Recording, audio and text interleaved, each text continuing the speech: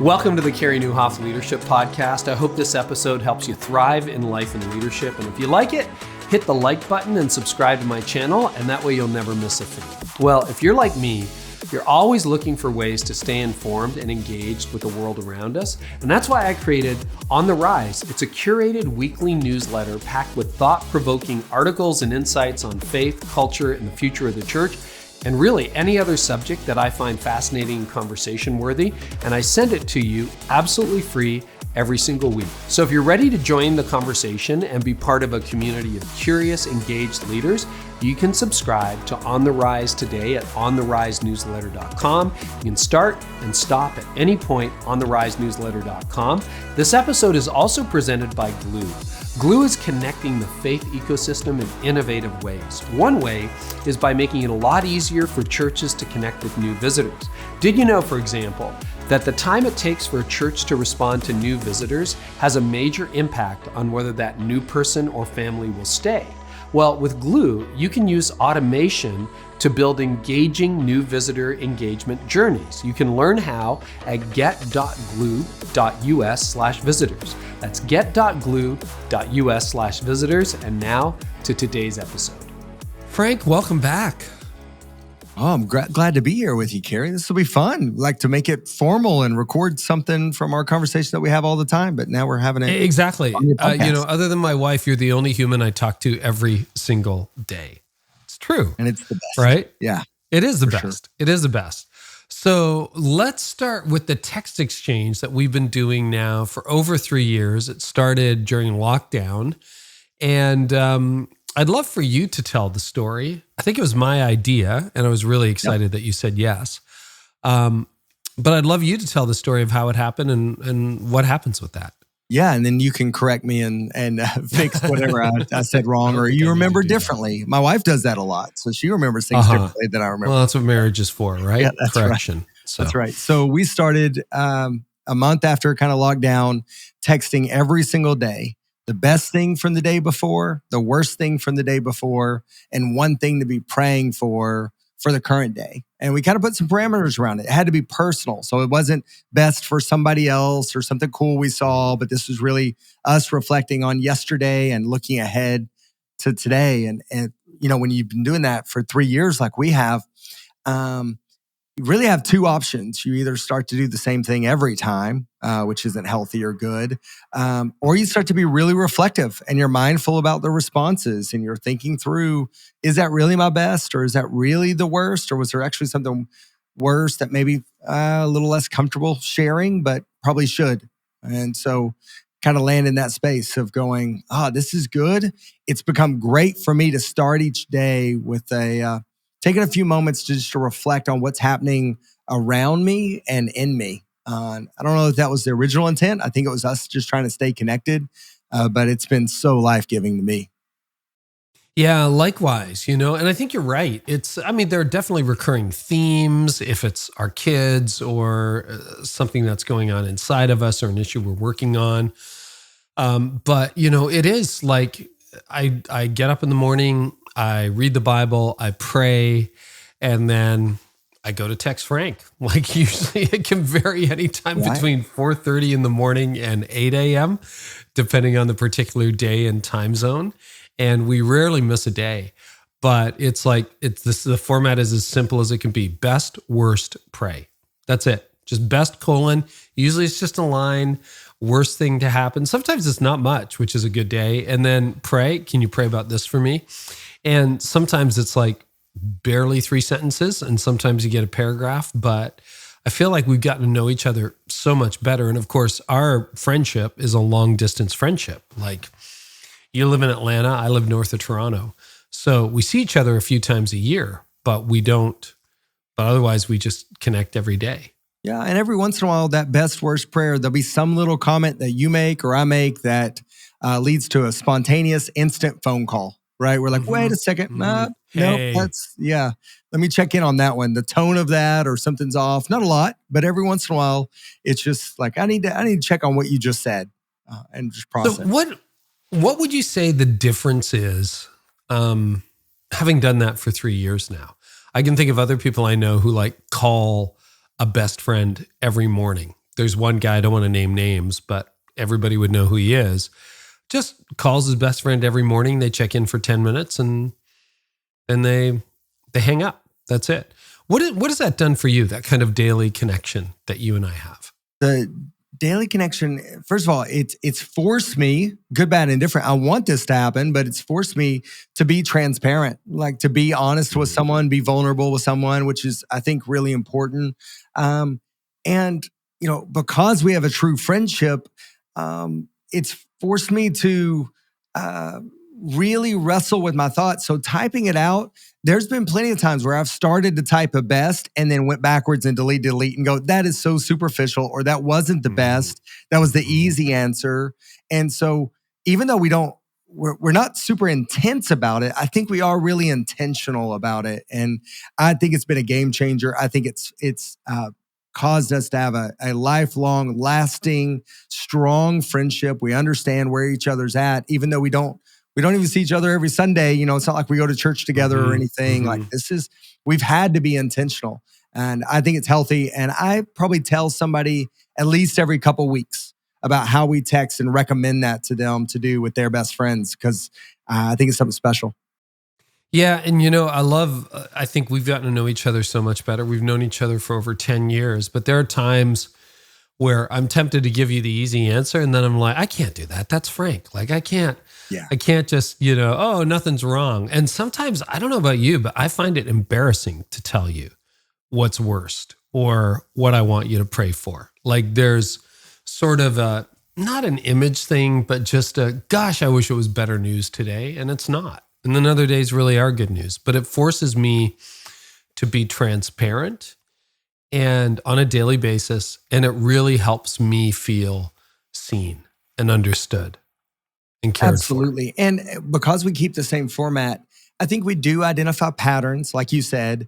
And in fact, the last time you called me, I'm sure you remember this, it wasn't long ago, I put, and every once in a while for the worst section, you and I will put not much. Like there's nothing real bad going on. I put not much in the best for a previous day, and I had never done that before. And I remember you were like, whoa. Hey, can you answer your phone right now? Yeah. And it was one of those days where I'm looking back going, I would have rather slept in. The world didn't come to an end, but it felt like there was nothing good that came out of that day. And I was just being honest. Wasn't being mopey. I was just trying to be honest. But by keeping that same structure, I think it allows us to identify patterns where we can speak up. Sometimes we ask questions about what we sent, and sometimes we heart it and move on about our day. You and I have both talked about struggling to make friends. And, the weird thing is you're connected to 1 million leaders. I'm connected to 1 million people. But on a personal level, it's been more difficult for me to really form close friendships. And we've been best friends for a number of years. I'm happy to weigh in on this, but I'd like to start with you. Why has friendship, making authentic personal friendships, been difficult for you? Oh, there's a lot there, Carey. Yeah, we got time. Yeah, I mean, candidly, there's plenty of brokenness in my life and, just my past and my history and my family. And I think there's lots of reasons for that and difficult transitions I've navigated in my life. But if I put that aside and I just say, okay, what am I hard to be friends with? What makes it difficult for someone else to be friends with me? As Jeff Henderson said back in the day, what's it like to be on the other side of me? Right? I've got to ask that question when it comes to friendship. And I started to reflect and think about it not long ago. And I started to think about my transition away from Elevation, right? Hardest decision of my life, that. I was on staff there. That's where my friends were. That was my church. And now I'm leaving, right? It was my whole world flipping upside down. And as I was leaving and moving to Atlanta, I had this jarring reality. You see, when I was moving to Atlanta and I was halftime there and halftime in Charlotte, I thought I had quite a few friends in Atlanta. I really did. But what I found was the people that I thought were friends, and I had them in that category, were really acquaintances or alliances, ministry partners. But the way I discovered it was they would text me and be like, hey, let's go to lunch. And I'd be excited just to hang out and catch up and just process my transition and hear how their family's doing. And they would bring a notepad and paper and a pen and they had some questions. And I was like, oh, this is another relationship that I would have considered a friendship that's in a different category. And that's what helped me see when that started happening over and over again, that not only did I not have many friendships, they were all kind of kept at a certain superficial level. But man, even some of the ones that maybe I had told myself were friends, maybe really weren't. And it was like, it was a jarring reality for me. And so I started to get frustrated by that. And then I started to wonder why my friends from Elevation weren't reaching out to me.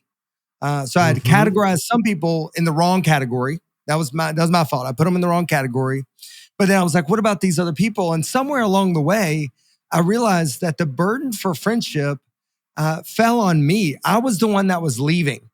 I left Charlotte.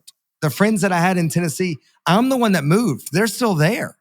And so the intentionality and the pursuit of friendship, I think it was on me. And I just thought it would kind of naturally happen. And what I've learned, and I still don't do it very well.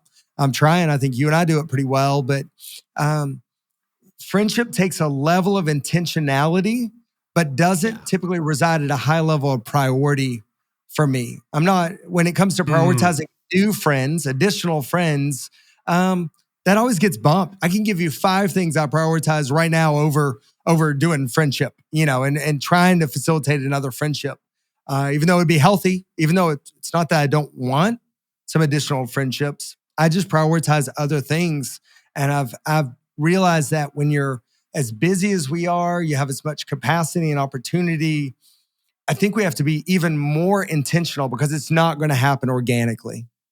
Yeah. I really appreciate you categorizing relationships that way. And I've talked about this on the podcast. You and I have talked about it. But last year I read Arthur Brooks' From Strength to Strength. He's got a section in there, and I guess it was his son who gave him these categories, but real friends versus deal friends, right? So real friends who are the people who are going to be around no matter what. Suddenly you're unemployed, you're not doing the podcast, you're not Mr. Popular anymore, you're not CEO of Phase. Who are your real friends? And I've talked to so many leaders, Frank, and some mutual friends of yours and mine who left a job and were just shocked when their phone stopped lighting up.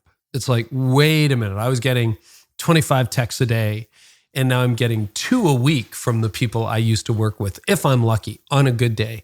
And again, Arthur Brooks is like, yeah, those are deal friends, not real friends. And it's so hard to disentangle in leadership because we're surrounded by people. And did you find this? I don't know whether you found this or not. I found, because ministry is people, that I started to almost have, like, my downtime was I didn't want to be with people. Have you ever had that? Absolutely. Yeah. Carey, absolutely. I mean, that's simple enough. It's like, absolutely. I think I've come home many a time since that I've used all my words for the day. Like I'll go for a walk with Jess. She and I go for a walk every single night. Like that's our catch up time. Yeah. There are days where I'm like, I don't have any words left. I've used all my energy and my words for the day, and I'm not going to get rejuvenated. And I think a lot of leaders are this way by going out and hanging out with people. I need, I'm a little introverted, high energy, but introverted to where my recovery time, I need some downtime. And so when you run at a high level and your intensity is super high all the time, I think that makes, it makes you longing for downtime where you're just kind of, you don't have to be on, even if it's for friends, which is ridiculous. To be honest, like you should not have to feel on when you're with your friends, but when you're trying to form friendships, you are on. Like that's different than where you and I are at, where I don't feel on when you and I talk. We're just friends. But if I'm trying to form friendships in the midst of everything else going on, I think I struggle. And part of it's I don't make it a priority, and the other parts I don't know if I want to continue to be on today or if I'm ready to take it off a little bit. You've also said to me that, you've got Jess, you've got your kids, and you're good. Like you could easily live in that world where your family becomes your personal circle. Is that true? Is that a distortion? And any comments on that? I will say it's true and not healthy. Like, I mean, I was just being honest. Thank you. I think it's a ministry trap. I think it's a trap for people in ministry. They retreat into their families. Tell me more about that, about retreating into their families. families. I mean, we're just going back and forth. But yeah, I've seen that pattern where a lot of people look at their family as their refuel time. And I just came from 5 days with my kids who are now grown. They were all here for 5 days. And we had a blast. Like, it was amazing. But, you know, I've also been an empty nester for a decade. And I also realize how important it is to have real friendships and meaningful friendships. And I'm no longer the lead pastor, so that takes a lot of that dynamic out of the mix. But yeah, I see that, like, you know, Barna data would show that the vast majority of pastors really don't have anyone they can turn to other than their family. Sometimes family relationships are strained, sometimes they're not. And I wanted to ask the question because I think it's a pretty typical pattern for people in ministry or parachurch jobs. Yeah, I think so. I think it's, in many ways, it's safe. You know, you're not exposing yourself to criticism or accidentally being too transparent or vulnerable some way where it's going to, you know, come back later and be a problem. So I think it makes it safe and easy. But I do think in ministry and parachurch and just in that world in general, because your transitions are so wrapped up, friendships, work, faith, it's all wrapped together. And then now God is moving me somewhere else. I think that makes it where it's a little hard to reach back, to maintain friendships and to reach forward. So I'm not saying we shouldn't. I'm not saying it's okay to lean in on family. I do recognize that it's hard. I think it's hard for everybody. I think friendships are complicated. And in today's day, I think they're more complicated than ever. I truly believe that. I'm not making an excuse why we don't or shouldn't, but I do think it's difficult. Yeah, I think so. And, you know, Dunbar's number, again, which is a concept I revisit regularly, says you really have the bandwidth for 3 to 5 close friends, right? So we're not talking about, but because I think most of us know 100, 1,000, 2,000 people, we assume we have friends when in reality, we're kind of all alone. I know, just for the record, I asked you the question, you know, for me, I think when I was a kid, no fault of anybody's, we just moved a lot. And I remember making a resolution when I was 10 years old because I had to leave my best friends 300 miles down the road. And I'm just like, that's it. I'm not making friends anymore. And that was a stupid thing to do when you're 10, but I don't know, I was 10 years old. And ironically, we ended up tracking with that group of friends for the next 15 years, but I kind of sealed off part of my heart. And then, you know, 3 different colleges, met my wife, settled down. She's way better at relationships than I am. But, you know, that, and then I got into ministry and what you said, I think is so important. I think I might write a book on this at some point, but like ministry can be, doesn't have to be, but can be in its present form, a toxic cocktail, because what you believe is suddenly what you do. And everybody that you connect with is somehow associated with your work. They're your work, but they're also your friends. But your friends can get mad at you because you preached a bad sermon or you're not leading the church correctly. And then they bail on you and it just becomes this toxic cocktail. So I understand. And, you know, that idea of being peopled out where you just kind of disappear, I can understand why relationships are hard for people in ministry. I don't know, I'm kind of rambling. Any other further thoughts on friendship in the church for leaders? I think it's difficult. And you and I talked about, you know, this being part of our conversation today. Yeah. And I pulled up an old statement from Eugene Peterson that I thought might be helpful for people. It's certainly helpful for me. It's challenging when I read it every time. He says this, and we can link to it in the show notes later or whatever and make sure people have it. But it says this: each of us has contact with hundreds of people who never look beyond our surface appearance. We have dealings with hundreds of people who, the moment they set their eyes on us, begin calculating what use we can be to them, what they can get out of us. That's that deal, friends, you were talking about. He said, we meet hundreds of people who take one look at us, make a snap judgment, and then slot us into categories so that they won't have to deal with us as persons. They treat us as something less than we are, and we're in constant association with them. So we become less. And then he says this is the wrap up. He says, and then someone enters our life who isn't looking for someone to use, is leisurely enough to find out what's really going on in us, is secure enough not to exploit our weaknesses or attack our strengths, recognizes our inner life and understands the difficulty of living out our inner convictions, confirms what's deepest within us. They're known as a friend. And Carey, just being honest with you, you are like, this is too late in life for this to be okay, but it's true. You are truly my closest friend, but probably my purest understanding of friendship. Being so young and being so dysfunctional in my family, bouncing around, not knowing how to navigate normal, healthy relationships. Man, I was burning through people, all types of people, and just kind of bouncing around. And then as soon as I started to kind of mature, I'm kind of an old soul, but as I started to mature, then I got on this track to just achieve and drive and win. And everybody was affirming that. Oh, wow, Frank, you're doing this and you're doing this. Go, go, go. Well, the problem was that achieving, that drive, that winning did not require friends. It required deal friends, to your point.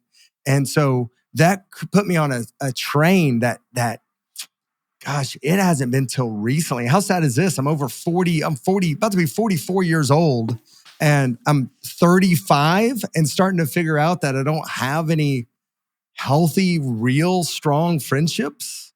Like, that's problematic. Maybe I'm the only one, but that's no. Fast forward to your 50s. It's a dominant theme of my 50s. It's like, who are my real friends going to be in this next season of life? Because I think, like a lot of people in ministry, I've been in the same community 28 years this year. So we didn't move. Like, we're still here. And, that means 28 years. But you go through cycles of friends. And we had a couple disintegrate and evaporate around the time I burned out 18 years ago, et cetera. And so you go through some cycles and you're really thinking, now we've got my wife has a couple of lifelong friendships, which are incredible, and they're mutual friends. But, I'm like, okay, I need my 3 to 5. And you're definitely at the center of that 3 to 5. And, I have reflected a lot over the last couple of years, went from 3,500 people calling our church home to like 2 or 3 real, authentic, deep friendships that emerged out of that. So thousands of people who disappeared. And again, it's not a criticism against them. I played a role in their life. I was their pastor. You get it. At Elevation, you were a staff member, you were a boss, you were a friend, you were whatever. You played a role in their life. But yeah, it's very confusing. And I think the reason I wanted to have this conversation with you is because of our friendship, and we're going to get onto other subjects as well, but just because of the loneliness epidemic data that I see coming out in poll after poll about leaders, which is terrifying. And if you want to kill yourself, it's either take up smoking or have no friends. It's about the same mortality. You know that research, right? Like, yeah. Loneliness is deadly. So, okay, here, we're getting really personal. I think part of what, I'm an Enneagram 8, you're a 3, so we're a little different that way. But part of this is fear of intimacy, fear of being seen. It's very easy to do this show and people see parts of you, but a true friend sees all of you. And you've sat with me on some very bad days that I've had. Does that bother you at all, that kind of intimacy? Or what is, like, for me, that can be a barrier to real friendship? Oh, Carey, absolutely. When you're at your most vulnerable, it's one of these things where when you're trying to build new friendships, you don't know how they're going to respond. You don't know what level of vulnerability or transparency is enough till they turn on you. until they're offended by Mm-hmm. your sin or your brokenness. And so what we end up doing is testing the water and getting to a certain place and go, okay, I know I haven't crossed the line, but the next truth, the next moment I tell them might be the thing that pushes them away. So we'll just keep it right here. Where when you have friends growing up, like high school friends or younger even, that have been with you the whole journey, they've known your mess the whole time. But as leaders, Yeah. now I'm in a new city, a new part of the country, and I'm trying to build friendships and do it in the right way. And I'm along the way, I'm cautiously evaluating. I don't know if it's all consciously, but cautiously evaluating how real of a friendship is this? How transparent can I be until they snap, until they realize, oh no, I thought he was better than that. I really thought he wouldn't be that way. And next thing you know, they're snapping back. And that fear of I'd rather take, and maybe this is a dumb statement, Carey, I'd rather take a half friend than no friend. And so we go halfway with people because that's at least something that's human, that's humane for us to do that. I guess I'd rather have that than not even have the half. And so I think there's a timidity there. And of course, it gets magnified and complicated, I think, as you gain leadership and influence. It pushes people away, I think. I think it complicates things. Friends that did think they were friends. You both would have said you're friends, but now you're somebody's boss, or suddenly you get the promotion that they thought they were going to get, or they don't understand why you got that opportunity or why you made the decision you made, or suddenly because of your leadership, you now have knowledge that you can't share with them. So maybe I'm willing to share personal things, but I can't share some of the professional things. And it used to be all muddied together and it was fine. But now suddenly there's a separation. I know I've navigated that at times where I've had to hold information close to my chest with someone that was at least half a friend. And we were moving that direction. And they're like, wait a second, why didn't you tell me? I found out like I was everybody else. I thought we were closer than that. And so I think with leadership comes this extra knowledge and the behind the scenes knowledge and opportunity that suddenly makes people naturally feel left out. And ironically, you find yourself at the top of an organization and you're standing there alone because you've left everybody out along the way, right? And sometimes not even by your own choice, maybe. I don't know. I should have gotten on a plane. I feel like we need to be in the same room. Yeah, we may have done this conversation. That's exactly right. This is good. This is good, Frank.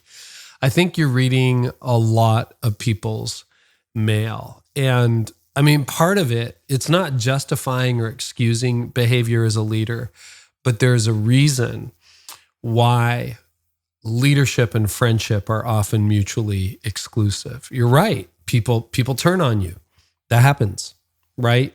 And people get jealous and insecure, and you get jealous and insecure. And yet, at the heart of friendship, I think, is the heart of the gospel. And one of my favorite definitions of the gospel is the late Tim Keller, who simply said, the gospel is fully known, fully loved. That's it. It's just, I fully know you. I see you on your bad days, your good days. You're like, crap. We had a phone call. You called me a couple of weeks ago, and without going into specifics publicly, I just didn't know what to do. We had a big surprise come along, and I'm like, geez, I'm stuck. And you're like, all right. It was 8 a.m. I'm sitting in my backyard. You're like, all right, let's talk through this. And so helpful, so clarifying.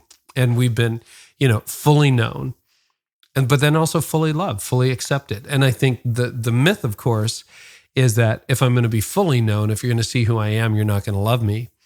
Or in order to be fully loved, then you can't really know me. You have to love this image of me or this projection of me.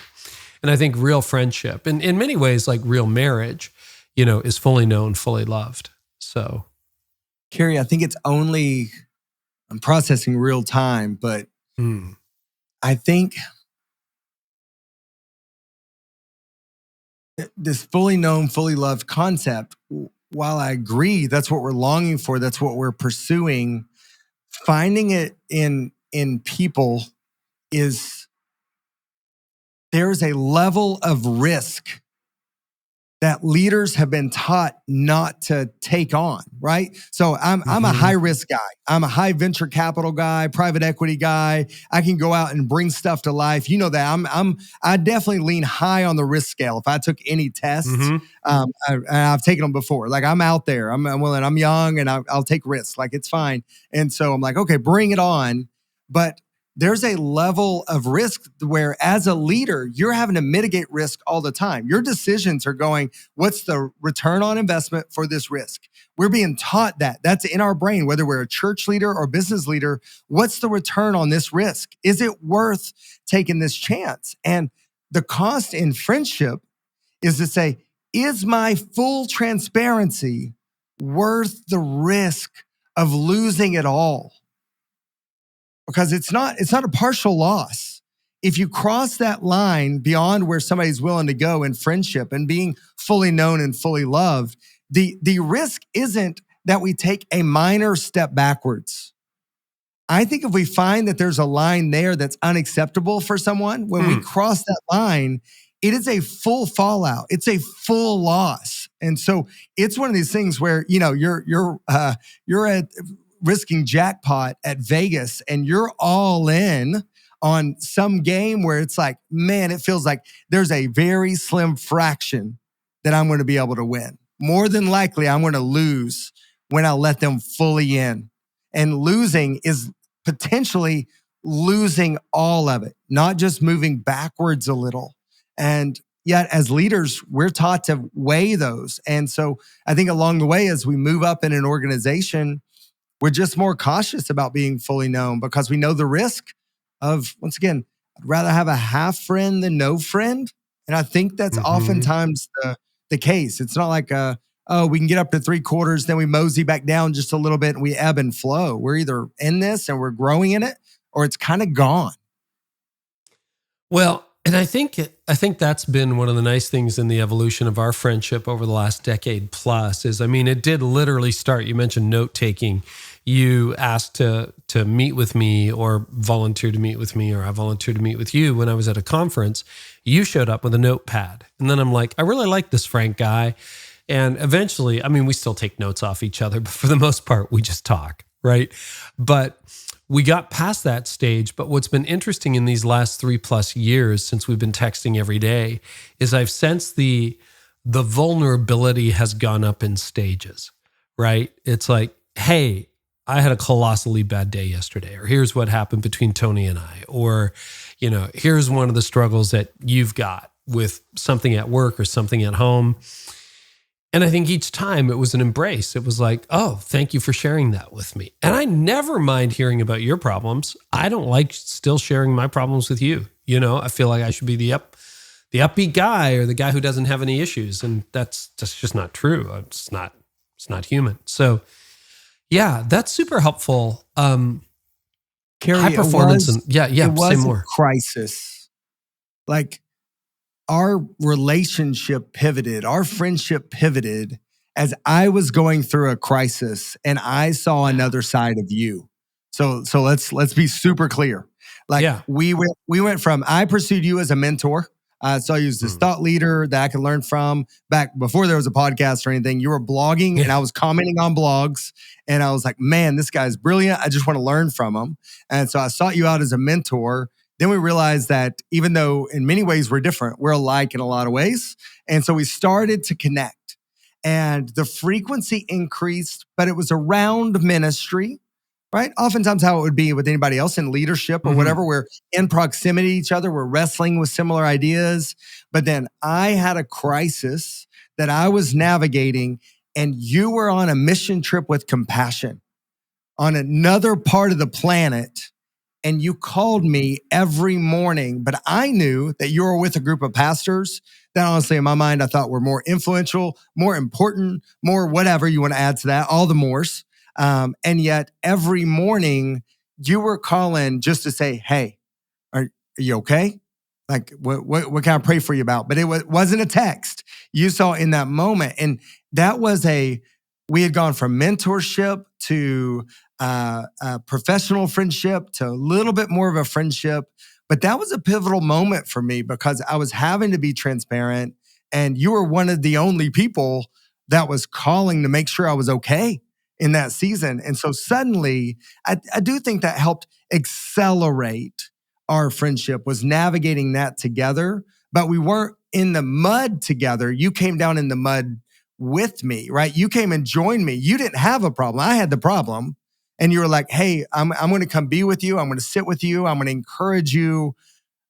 That was a pivotal moment where I then knew, oh, you're seeing some of my flaws, some of my emotions, some of my sinful emotions where I was frustrated and angry and sad and all the things that I was going through and wasn't thinking clearly. And yet during that process, you were like, okay, well, let's keep some perspective and I want to be praying for you. And so it was that was a moment. So I don't know how long it would have taken for our friendship to develop to where it is now without that kind of crisis moment that was there. So maybe some of the hope in this is we find a few people that we think we can be friends with, and it'll be some of the circumstances around that help vet that friendship for people. So it's okay to have friendships that you're kind of pursuing, trying to figure out until something kind of becomes a pivot or a kind of a key moment.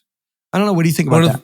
I totally agree. And one of the things that one of my counselors told me years ago was that as a good friendship was dissolving, he said, Carey, friendships need to be mutual. And I think, in some cases, I've been more anxious than the other person has been. But what I've found in you and a handful of other friendships is a deep mutuality. It's like one day I'm sitting in the mud and you come in and sit with me, and sometimes you have advice and sometimes you just sit with me and go, hey, that's really too bad. And then other times I sit with you in the mud and try to listen in and just be with you. But I think that kind of mutuality, it's like, all right, I was vulnerable with you, you're vulnerable with me. We've done that like 1,000 times over on the micro level and a couple times on the macro level. And I think that's what makes it safe. It's like, I know you live in Georgia, so you don't have a lot of ice, but we have ice here. And, that whole idea, is the ice safe? How do you find out? Well, you don't just drop yourself into the middle of a lake and say, gosh, I hope this thing isn't going to crack open and I'm going to drown, die of hypothermia. You stand on the edge and you test it out and you look at it and you step a little bit and then you step a little bit more and a little bit more. And eventually you see a snowmobile or an ATV go by and you're like, okay, this is probably pretty safe here, right? But you don't go all at once. Otherwise, that's how you die. And so it's one of those things where I think we've done that really, really well.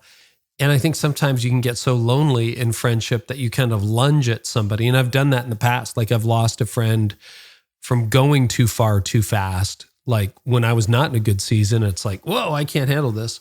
Or you just hold back, which is what a lot of leaders do, and you don't build those friendships. So this is a good, I think of this as turning a jewel. Like, I don't know that we've solved all the world's friendship issues, but I think by talking through some of the unique challenges, the fears, the vulnerabilities, hopefully some people are helped by reaching out to a friend or just booking a coffee with somebody or saying, hey, you want to start this text thing of best, worst, pray? Like that can be a really good thing. I think we need to be better connected. You mentioned something I do want to look at for a little bit longer. Do you think there's a relationship or a tension between high performance and deep friendships? Absolutely. I don't know if I have the science. I'm going to be like, Harvard Business Review writes all their thing about leadership and loneliness, and Forbes writes it, and there's been books written on leadership and loneliness, and it's for a reason. But I do think high performance conveys speed of thought, speed of action. High performance means going above and beyond what other people are doing. It's not performance, it's high performance. And so high performance requires more. It requires more thought, more energy, more effort, and it has to be at the cost of something. So if you take your car out right now and you go to the bottom of your driveway and you're backing up and you start to go, if you accelerate from 0 to 60 miles per hour, probably kilometers for you. I don't know how to do that conversion. I can do miles. More than 5 kilometers, probably like 45 or 70. It's 100. It's 100, but that's okay. So you're going 0 to 100 kilometers an hour. So you're going, and if you just ease into it, and it takes you a little while to get there, that burns way less fuel than if you just punch it and go, right? High performance implies there's a lot of punching and going. There's a lot of fast acceleration. And so there always is a cost. Something is burned there. Now, it doesn't have to be burned like fallout, like massive, you're just running over people. I'm not implying that. Like, you don't have to be hateful or mean. But if you're going to perform at a high level, there's going to be a cost. And what I've seen is that more often than not, that's in friendships, because people will first, high-performing leaders, they're in their spot for a reason. So whatever they're doing is clearly a priority for them. Ministry or business or making money or whatever it is, that's clearly a priority. Hopefully, family is up there as a priority if they have a family, that they're not leaving them by the dust or, in the dust. So suddenly friendships, personal activities, maybe some habits, unhealthy habits, eating or diet or whatever, that's the cost of performing at a high level, right? And so I think that's part of it. But I also think people that are high level and high achieving, I don't have science for this, but I have to think that their brain just fires a little differently. Their thinking is a little differently. The mental leaps they take in conversation, the speed at which they're making decisions, and that can make it difficult to be on the other side of a high-performing leader. They're thinking fast, they're being super decisive. If nobody else makes a decision, they're the first one to make the decision. And so that can either be awesome, finally, somebody else picks the restaurant. But then the other side is like, well, you didn't even ask me what restaurant. You just went ahead and picked one. And I'm thinking, well, I'm just trying to be efficient because we got to go out and do this, So and suddenly, when you do that with everything, I think the very thing that you're being affirmed for over and over and over again. I mean, Carey, when people walk up to you and they see you we saw each other in Atlanta just a few weeks ago at a conference. And we hung out for a couple of days. It was awesome. Yeah, it was great. And by the way, you did some speaking and we did some teaching while we were there, but it was all because we just wanted to hang out. There was a lot of hangouts in the green room. Yeah. A lot of hangout. But nobody walked up to you other than me to say, man, you're great at friendship. What they said was, your ministry impacted my life. Your teachings mean the world to me. Your book changed my life. What are they affirming? All the things that you're achieving and driving. And so what does that make you want to do? Have greater impact. Keep going, stay on the wall. Don't stop now. But nobody's affirming going, you know what? I think that the way you're investing in friendship is really helping mobilize your leadership and giving you great impact. That's not the conversation. And so I think that we get in this cycle of when you become high achieving, as you're pursuing higher achievement, people are affirming certain behaviors out of you, and it's never friendship. That's such a good point. And the other thing is, and you are a super high performer. Like, I look at what you accomplish and I'm like, yeah, I think I'm lazy. Frank, it's incredible. Like, you look at what you've done with your life, but work has its own reward, and that's good and it's bad. Because I often find, if I get a blog post I feel really went well, or an interview that I really nailed or whatever, and they don't all go well and you don't nail them all, but if you have something you're really proud of, that's very rewarding. And you go home, you got to take out the trash. Friendships aren't that linear. They don't produce that much of a dopamine rush every time. Sometimes you're giving, sometimes the other person is. And so it's easy as a recovering workaholic just to bury yourself in work. And so I keep, naturally, when I'm stressed, I'll just do more work, which is ironically a terrible thing. And so and the other challenge I think with high performance is you end up leading something at a size, and I found that a little bit at our church, and even more so with what I'm doing now, that who do you call when you have a problem who can really understand? Because if you go to, I love some of my friendships around here, but I can't sit down and say, okay, so when the podcast hits 30 million downloads, what do I do? Like, most people can't answer that question. I will talk to you. I'll chat with Craig Rochelle about that. I'll chat with other people who maybe spend a little more time in that kind of a setting. But I mean, that you don't have a whole lot of people who you can really talk to at that level. And, there are people listening and they lead the biggest church in their town, in their village, in their state. And they're like, yeah, who do I talk to? Because, that kind of result of high performance can be isolating. Comments or thoughts on that? High performers are oftentimes pretty controlling with their life and their organization and what they do. And so what bigger dopamine hit is there? Something that you're controlling is performing well, so therefore you want to control more of it. And so that becomes your life-giving thing. And now, once again, we've got pastors and leaders on here. I know they're giving credit to God and Jesus along the way. I'm not trying to knock that. I'm just saying, but you're talking about a dopamine hit.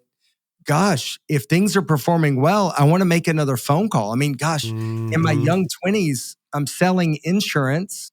And initially I was bored. Then I found complicated insurance and really fell in love with it because I was like, okay, I can really help clients. This makes my brain hurt. I like this.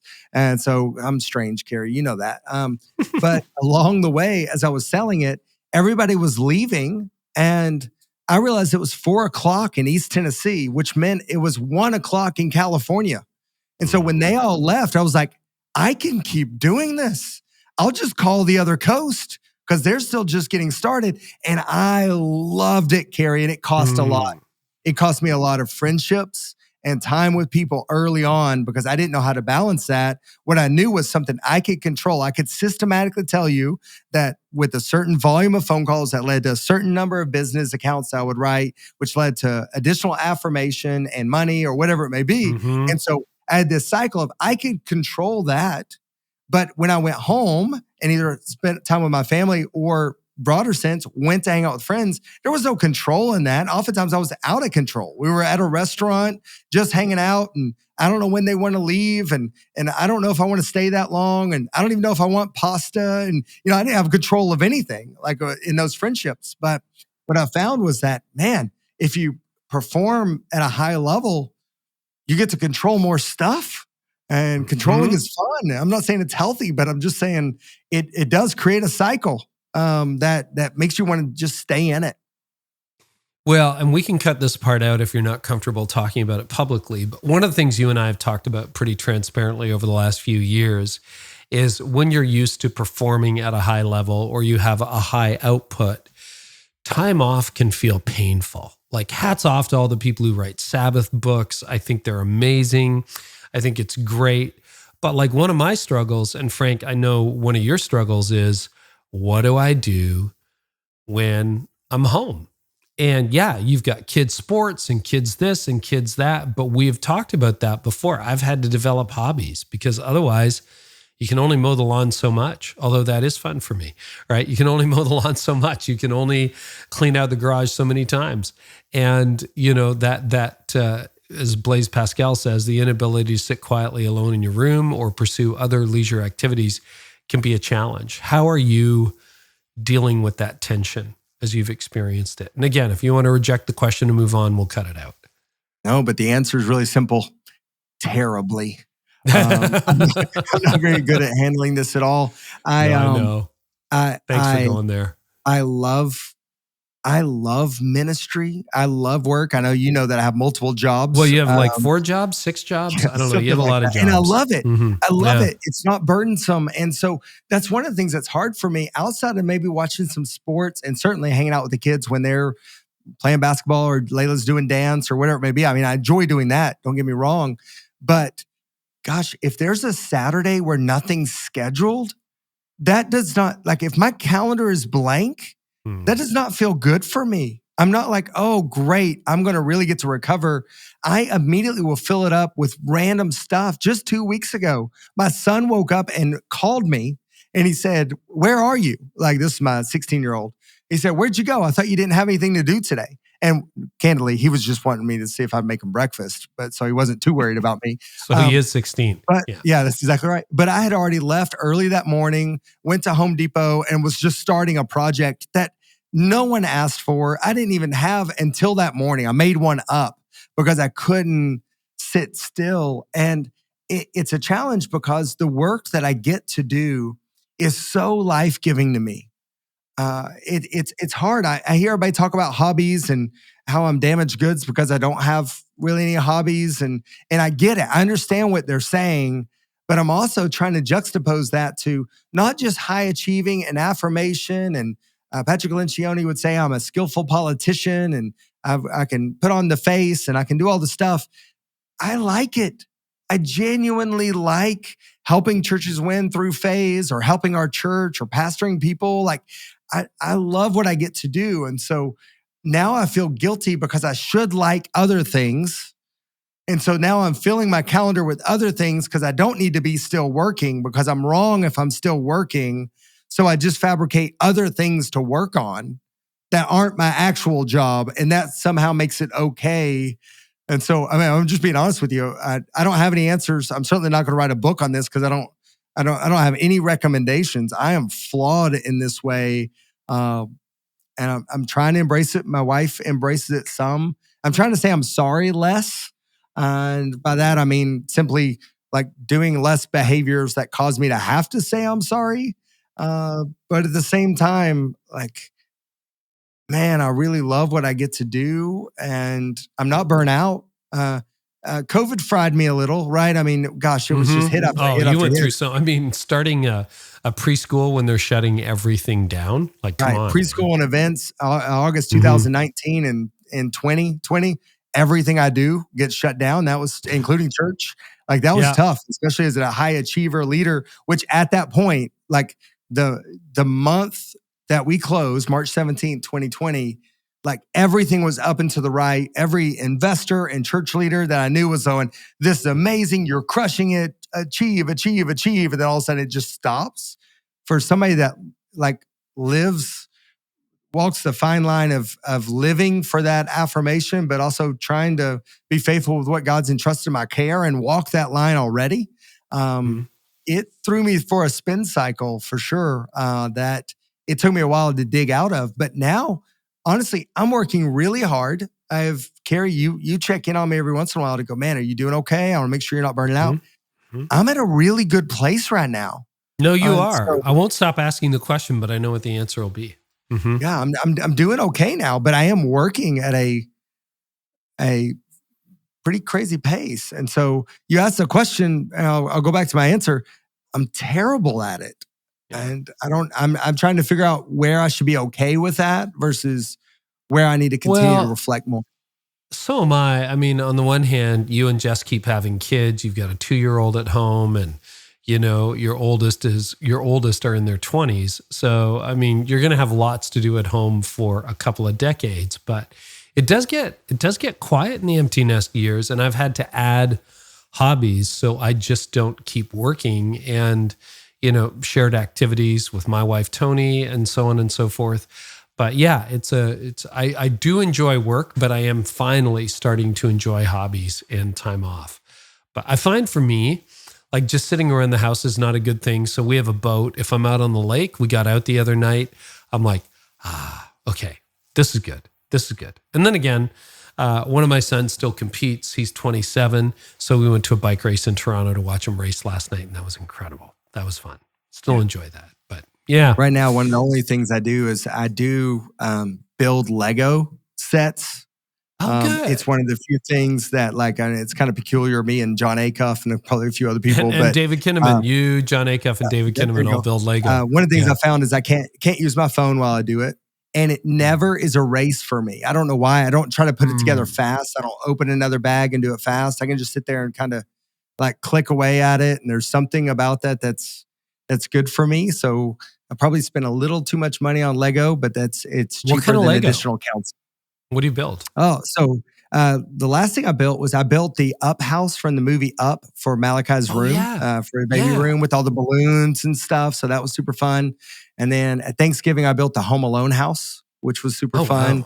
Wow. It's a massive one that we set up for Christmas time and decorate it. So just a little bit of everything, but it's fun. I told Jess that I'll stop building Lego and or give them away when I've put one Lego set in every room in our house.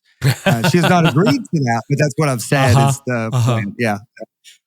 Oh, that's fun. No, I know a lot of adults are into that. And I bought my kids Lego. They're mad at me because apparently one day in one of my purging, they're not mad at me, but you know how it goes in families. And I had thrown out their childhood Lego, which I regret to this day because that was probably $1 million in Lego in today's valuation. Oh, probably, yeah. So expensive, but we had a big tote full of it and I just gave it away.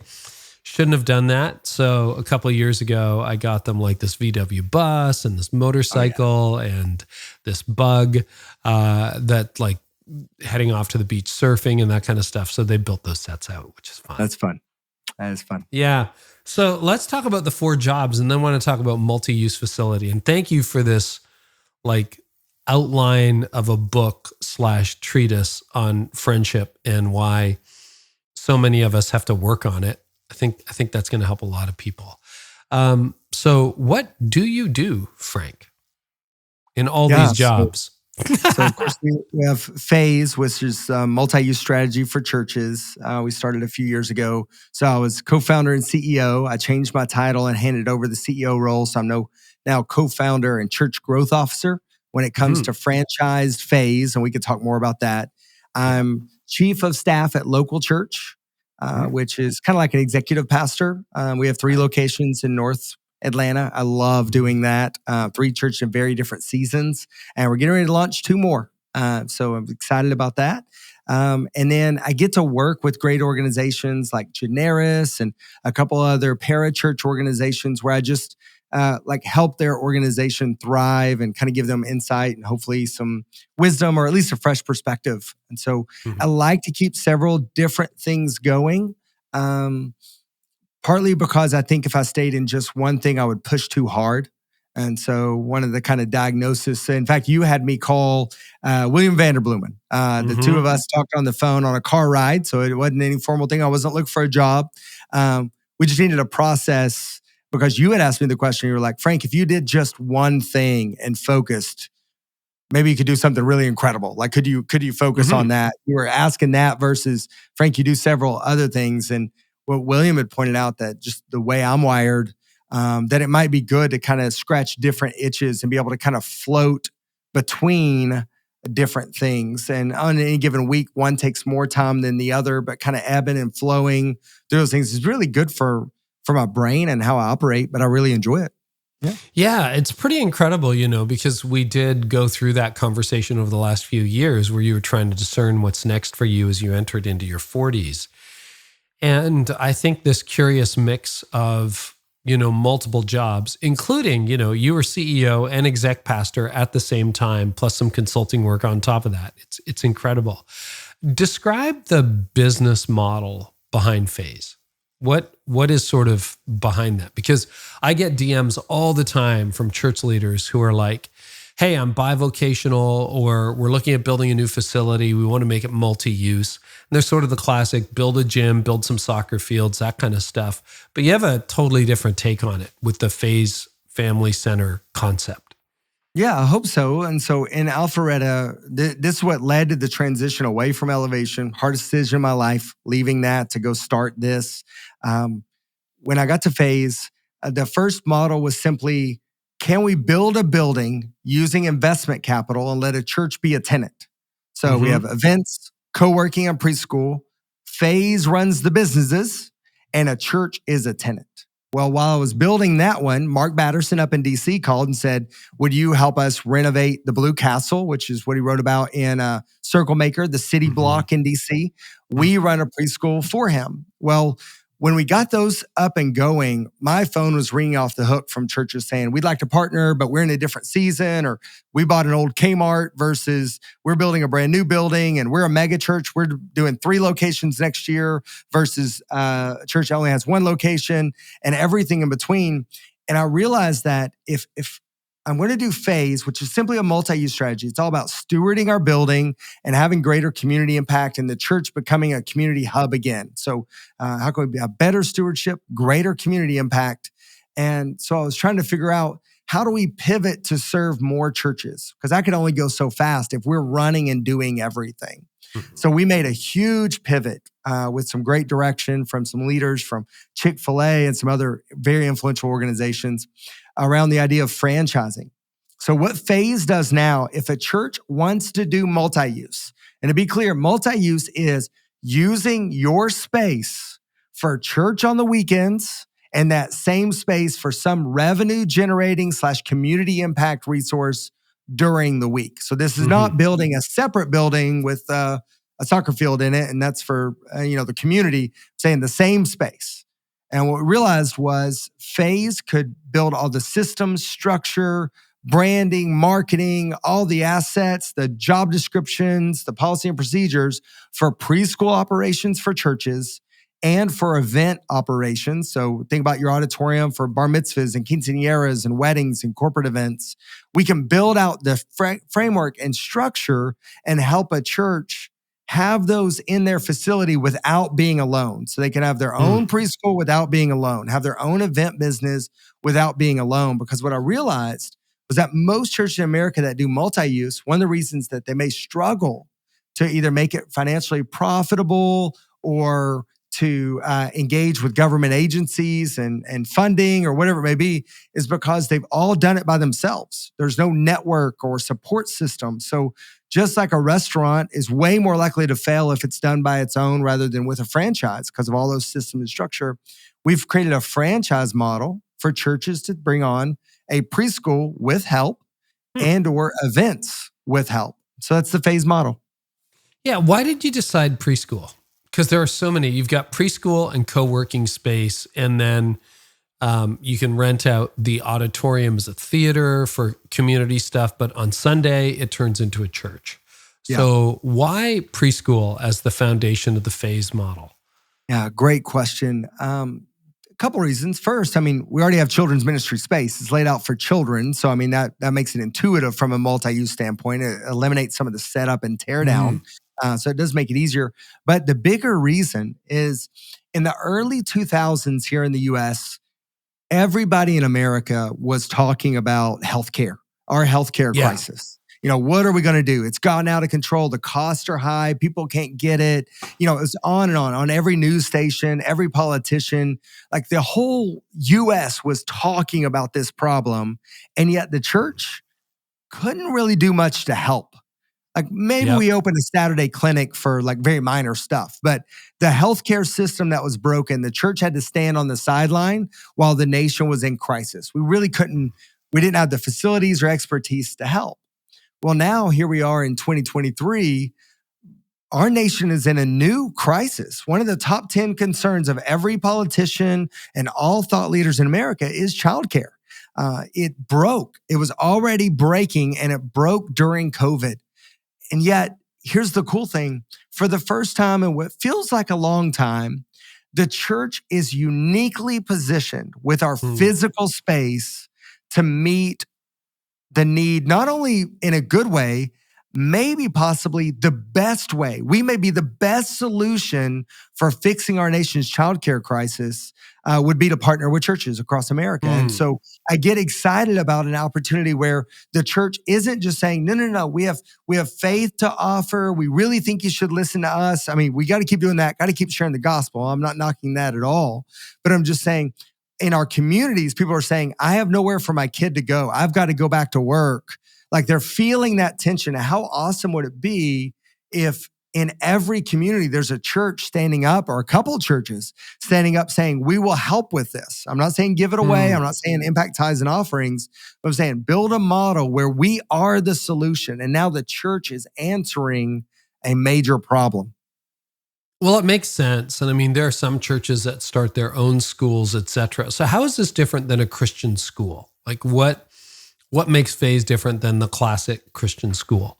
Yeah, so a couple things. So when it comes to preschool, so we're talking infants through 5 years old, and then maybe some after school and camps. So we're talking the younger age. We are using the same space. Oftentimes when a Christian school is stood up, it's temporarily using church space until they can build their own buildings. And it's going to basically be its own college or high school campus or whatever. And so then that's not multi-use. That is stewardship of land, maybe influence, but that's not multi-use. With preschool, what we have is we have the opportunity to take our kids' spaces that we're either building or we're ready to renovate, and allow them to generate revenue for the school or for the church. They can create income from that positive cash flow that they can use for rent, to pay down debt, or to do other ministry in the community. They can do whatever they want to with that money, while at the same time engaging the community. So churches that are either struggling to engage the community or want to be known for something more than Sunday morning, because only a fraction of people in the community engage with Sunday morning attendance at a given church. It gives them a reason to be spoken of in the community in a positive way and really have significant community impact, while at the same time not burdening the programming of the church. And what makes Phase unique is that when you do it yourself, and this is what I've really wrestled with. Most church leaders that I work with, they have a smart leadership team, and they can stand up a preschool and do it all by themselves if that was the only thing they were doing. But they've got so many other things that they're passionate about and doing. And so what happens is they stand up a preschool or stand up a coffee shop or stand up something else in their space, but then they move on. And there's no leadership. There's no guidance. Right. There's no, now as soon as there's a problem, like next thing you know, the preschool director is calling the executive leadership team to decide how to handle a parent in a very specific situation in the preschool. And it becomes a burden and a distraction. Well, what Phase is trying to do differently, and this is really fresh thinking, there's not much of this out there, is to go, no. We want you to have it. We want you to choose your curriculum and teach the core principles of the Bible the way you want to teach them. We want to come alongside you. We want to be consistent with your voice and your culture. But at the same time, we know how to manage menus and diaper changing policies and hiring processes with Monster or Indeed or whatever it is, and how to list those better to get more response, when to give employees a bonus or when to pay overtime, all those things that just have to be figured out in a preschool business. We come alongside to help that. And the big thing with preschool, Carey, I want you to think about this. When the church 20 plus years ago was doing a lot of do-it-yourself preschools, we were asking someone who had maybe was an assistant preschool director or had been a teacher before to now run a $2 to $2.5 million a year revenue business with 40 staff members and 180 kids, and yet they've only been a teacher in a classroom before. There's going to be some flaws in that. We wouldn't do that with the church. We wouldn't hire somebody straight out of seminary and be like, hey, we're launching a new campus. You're going to have a $3 million building right off the gate. You're going to have 1,000 people to take care of and 500 or 300 volunteers. And we want you to go get them. Go get it. We wouldn't do that to somebody. And yet when it comes to do it yourself, preschool ministry in churches and or events, we're like, well, they've done a little bit of that before. And yet it's a robust operation that can be either a blessing to the church and community, or it can just be a tax on energy, effort, and a distraction. Well, and I mean, liability is pretty high with preschool. You get that wrong and you could be in big trouble quickly. The other thing I really like about the franchise model is, if you look at the Chick-fil-A example, you're not having to reinvent the waffle fry, right? We know how to do that. It's like, nope, this is how you make waffle fries. They're going to taste the same at all locations. And you can do a similar thing with preschool. You've got the model. How would someone, let's say there's someone listening who's saying, okay, that's interesting. How do they raise money to bring either their existing facility up to standards or create this kind of model? Like you've used private investors to really fund this in the past. How would you raise funds for this? Yeah, so it can be done a couple different ways. Partly it can be done out of donations, of course, like it's part of a building expansion or whatever. But one of the things that helps with bank lending and conversations is if you are a church and you go to a lender, the big lenders out there, Christian lenders, doesn't matter. You go to a lender and you say you're operating and opening a multi-use strategy, it's a negative for you.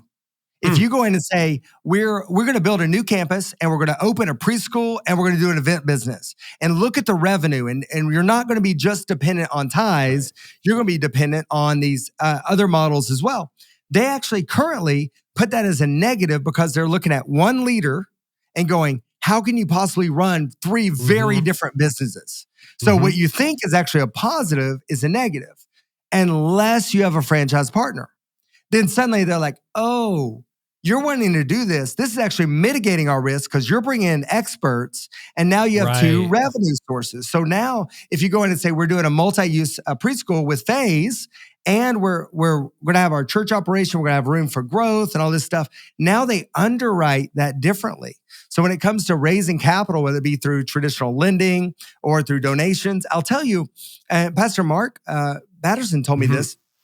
He felt like people were more generous when it came to renovating the turnaround when they found out the multi-use strategy behind the building. So people are going, oh, my dollars are going to go further for the kingdom because you're actually creating a sustainable model for this through my giving. And so some of the people that had capacity to give gave even more. He truly believes that because they understood that the stewardship of the building was, first of all, going to be used 7 days a week instead of 1 day a week. And there was some other revenue sources coming in to help mitigate costs, actually making it more sustainable to do ministry in a very expensive area. I mean, gosh, to run a DC, church, operate a church in DC is almost impossible, right? But if you're mitigating that, that gives people a confidence that you're being a really good steward.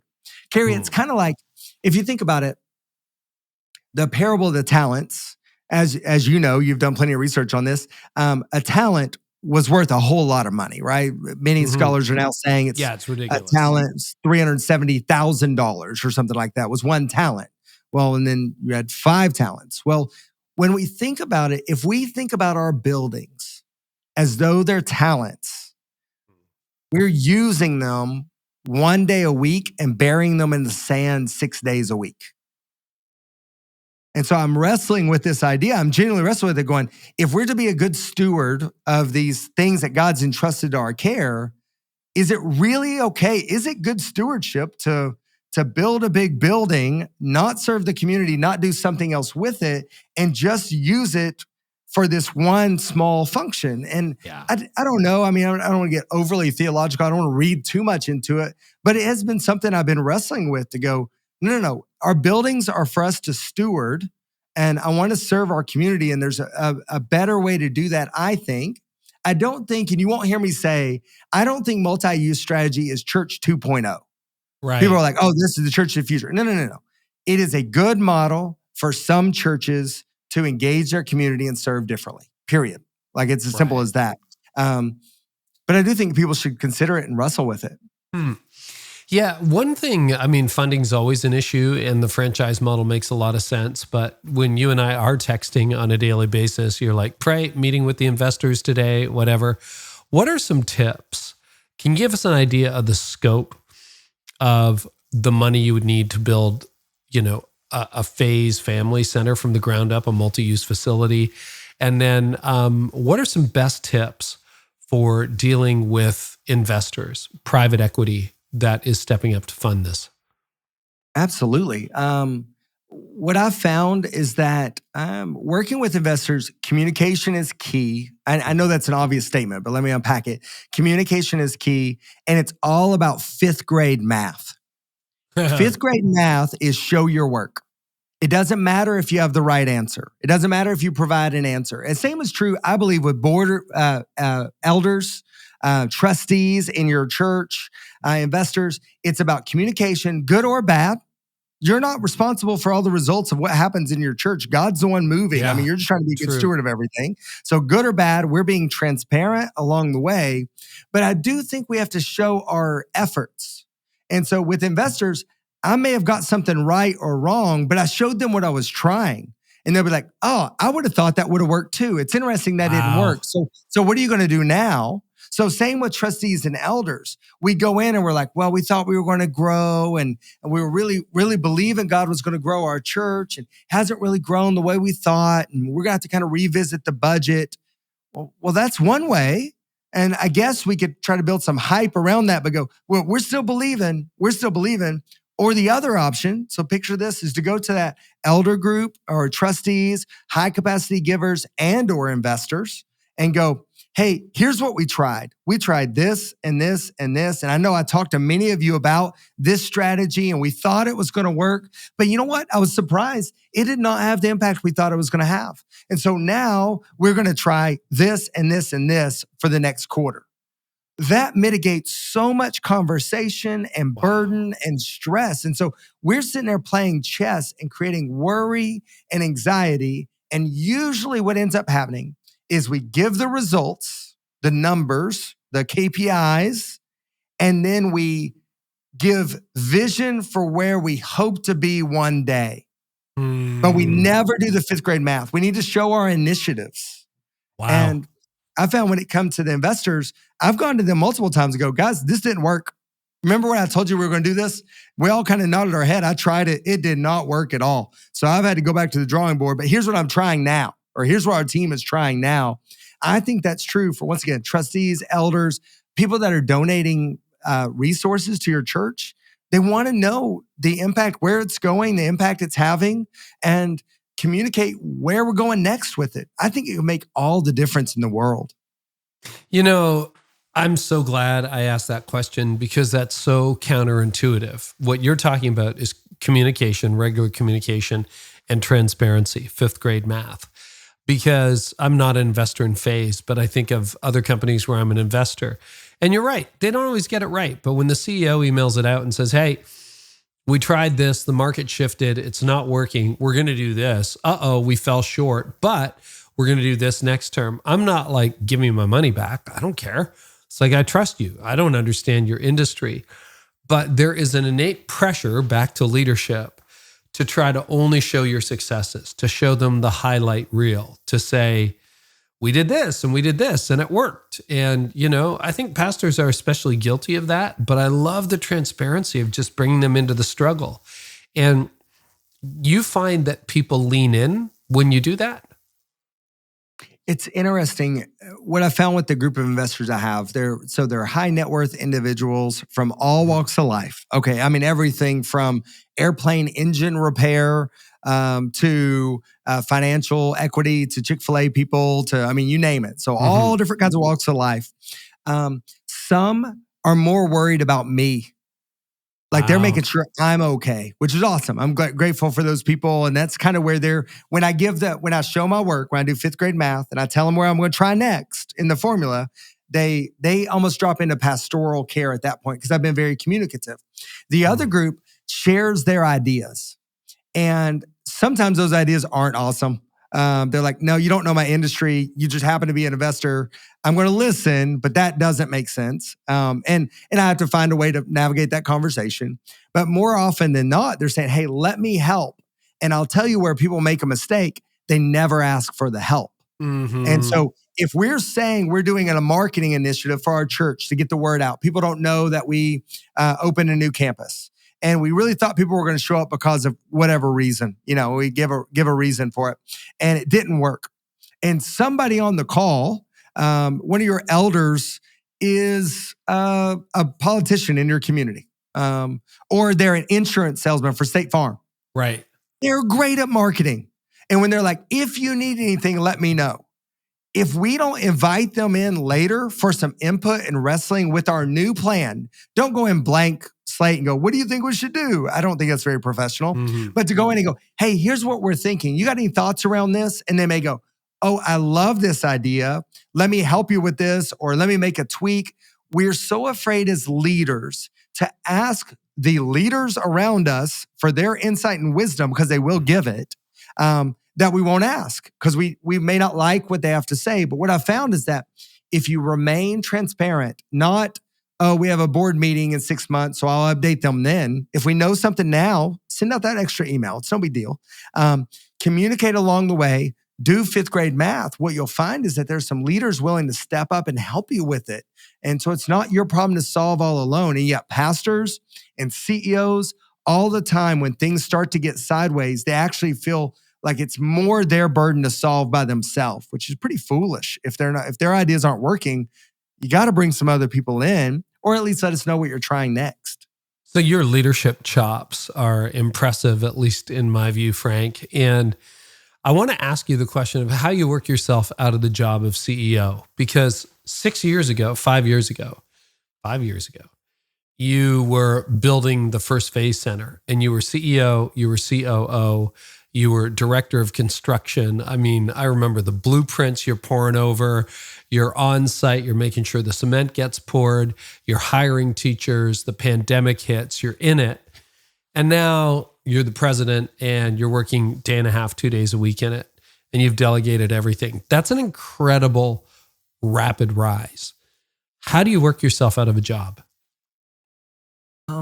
We got a couple of different things. So first, growth matters, right? I mean, you've got to grow to where there's opportunities for other people to lead. You know, you've got to have some revenue or tithes or whatever. I mean, obviously that's a factor, right? I mean, you can't hire other people. So that's got to be part of it. So growth is part of it. I do think along the way, this is something you've helped me with a ton, Carey, is to figure out, while I had to wear multiple hats at that time, there were still a couple things that I was best at. And what I needed to embrace and realize, and honestly, just being transparent with you, when I went to the investors and said, hey, I think my role needs to change as we switch to franchising, I think someone else is better suited for all the legal and systems and ops. And yet I'm probably better suited to partner with the churches and come alongside them and kind of lead that initiative and get the word out about this. There was a little bit of nervousness. I had to navigate some conversations there. I do think that part of it, Carey, while you're asking about delegating and how you work yourself out of a job, there has to be an open-handedness. I would dare say that of all the people you've interviewed, on how many ever millions of episodes we have now, how many episodes do we have? We're probably around 550, 570. 500 a lot. Plus. A lot of episodes. You've talked to a lot of people. Very few people have stepped down and or brought in somebody else to be the CEO of the organization they remained in. Now, they'll tell you about they put in somebody else so they could go run something else. But I think part of it is when you're part of something either in the church or parachurch organization that's bigger than yourself, and you really believe that there's a stewardship to this where we've got to be open-handed to truly have the best people in the best spots, that includes the senior leader. And if I need to focus on something else, I have to be open-handed enough to go, no, so-and-so is better at that. That kind of is more natural for the CEO role of franchising. And so he needs to be in that spot. And I need to kind of take a different role. And also we made up a role for me, a job that didn't exist at the time as we were growing for this. So I think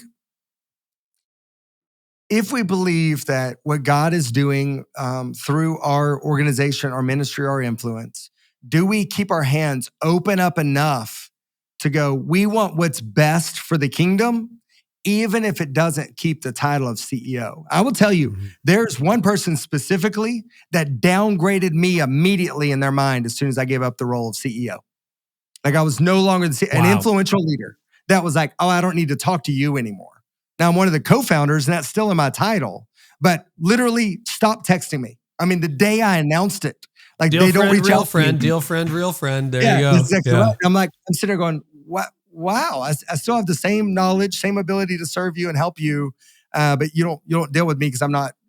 My letters are different behind my name or beside my name. I don't know if I answered the question you were asking. You did, but I want to take a second run at it from a different perspective. That was super helpful. So you're also at local church where you're chief of staff, which is basically an XP role. That's a day and a half, 2 days a week. Fair? Probably. Fran LaMattina. Fran. I met with Fran just recently and she was trying to ask this question. And she said, how much time do you give to each thing? She was trying to figure me out. She thinks good I'm luck very with that, weird. Fran. Yeah. She said, I'm very weird. She pointed that out multiple times. In the best way. Maybe. She's not sure yet, I don't think. Good weird. A good weird. But Fran kept asking me time, and I was like, gosh, it ebbs and flows so much. I don't have my calendar broke out that way. I have one calendar. But you're not, here's my point. You're not working 7 days a week. You've got 3 jobs. You're not working 7 days a week. There are a lot of executive pastors here who would say, oh my gosh, I'm 6 days a week at a church half the size of local church, because local church is running, what, 3,000, 2,000? Yeah, something like that. Lots of people. 2,500 or so. Lots of people. All right. So they've got a church of 1,000 and they're working 6 days a week. And it's like, Frank does this role at local church a couple days a week, less than half time. Fair? Yep. Mm-hmm. How does that not become everything? How does that not just clear out Phase and Generis and the other stuff you do so that it becomes this all-consuming full-time job?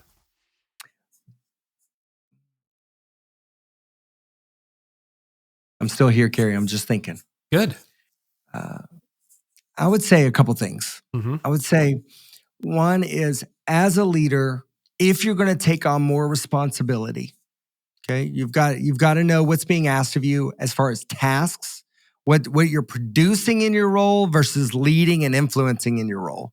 And my role at local, I do a lot of leading and influencing. I don't create a lot of stuff. I don't have a lot of assignments. I review financials and I hire people and stuff like that. But so there's still tasks to do.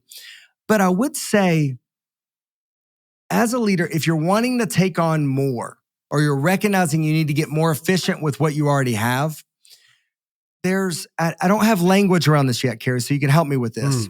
But I believe when you change gears between different functions in your day, that there's an energy depletion between it. So if I do an interview and then I'm going to finish up an interview at lunch and then I'm going to go into a financial meeting, okay? The amount of energy it takes people to make that mental shift is high. Yes. Cal Newport calls it task switching in the hive mind. Yeah, he says it's extremely taxing on your brain. There is research behind it. So my theory with no research, and Cal, I apologize in advance because I'm probably wrong. I love you, buddy. I appreciate you. You're wise beyond your years. But Cal, here's what I would say. I think if you're taking on more and or trying to fine tune, you've either got to restructure your day where there's less tax between shifting gears, or develop your mind in such a way that that tax gets decreased just by the way you're wired. So I'll tell you, Carey, you've asked me a bunch of times, capacity, how do you keep on going? How do you keep doing this? I think the tax between shifting gears for me is almost negligible. If Cal were to give me a test, okay, my tax from going from a financial report on a spreadsheet to a call with you to something else is very, very nominal. Well, how is that? Because they're totally different tasks. Yeah. So I don't know if I know the answer, but I'm just saying the energy burn there is insignificant. Like, I mean, it's not a big deal for me to change gears. I'm not saying it's good. I'm not saying it's right, Carey. I'm processing out loud saying, I think that tax there for me has gotten smaller as I've gotten sharper and gained wisdom. And maybe it's, maybe a little bit of it is my open-handedness with being okay that some things are at 80% quality and I have 20%. I could improve it another 20%, but nobody's going to notice but me, and learning to let those things go so it doesn't continue to wear. I'm not still thinking about it after I stop the one thing to do the next thing. I shipped it, as Seth Godin would say, when he's like, fine, get it to a point and ship it. When I ship that part of my day, I just move to the next. I'm not still holding on, or there's not remnants of it, maybe. I don't know. Do you? Yeah, I have another theory. This totally untested and not Cal Newportized. Do you think it's because they're new things? In other words, if you've been working on Phase all day, to work on Phase for 5 days, most people would discover their battery getting depleted. You know, Monday by Thursday, Friday, the battery's running a little bit low. Yeah. But is it, okay, you spend, I know it doesn't work this way, but for argument's sake, spend Monday and Tuesday on Phase, great. Then you go to local church Wednesday, Thursday, and then Generis Friday. Is it like you get a fresh battery boost every time you switch between organizations? Maybe not. No, I'm thinking about it. It definitely uses a different kind of part of my brain, and I think I'm energized by that for sure. I think that's energizing for me. I think that's something when you talk about energy and the time of the day, and when you're at your optimum. I think maybe there's another thing to go. What transitions are hardest for you? So if from a call like this to finances, if that's like mental gymnastics and exhausting, well, don't juxtapose those two together. Get more efficient at that. So I think what may frustrate your idea a little bit, or your question, is Fran and I talked about energy. And so how much energy is everything taking? And I would say it's 80%, or no, I told her, I said 60% of my energy is phase, 20% is local, and then I have a bunch left over. And so I don't think, I'm not currently using 100% of my energy, is the way that she and I are processing. How long things take. I think we schedule things for length of time, and we are very good at filling that length of time or consuming more. And we don't get things done faster than what we put on our calendar. We're going to waste that amount of time, whether it takes that long or not. I do pull forward. And so if there's something scheduled for tomorrow and I get done with this today and I don't have another thing to do, I will reach forward and pull that to today, because I don't know what tomorrow holds. So I do that every day. I reach forward. So I don't know if that's healthy. You're smiling at me. No, I do the same thing. I just crossed a couple of things for tomorrow off my list today, because it's like, absolutely, I don't know what tomorrow's going to bring. I don't know whether I'm going to get a good night's sleep. Well, no, I appreciate. I feel bad because I don't feel like I'm being helpful. No. But the mystery of Frank Bealer continues then. So this is really, really intriguing. I want them to look at your brain after you're no longer with us and go, oh, that's what it was. Okay. His prefrontal cortex is twice the size of most humans. I don't know.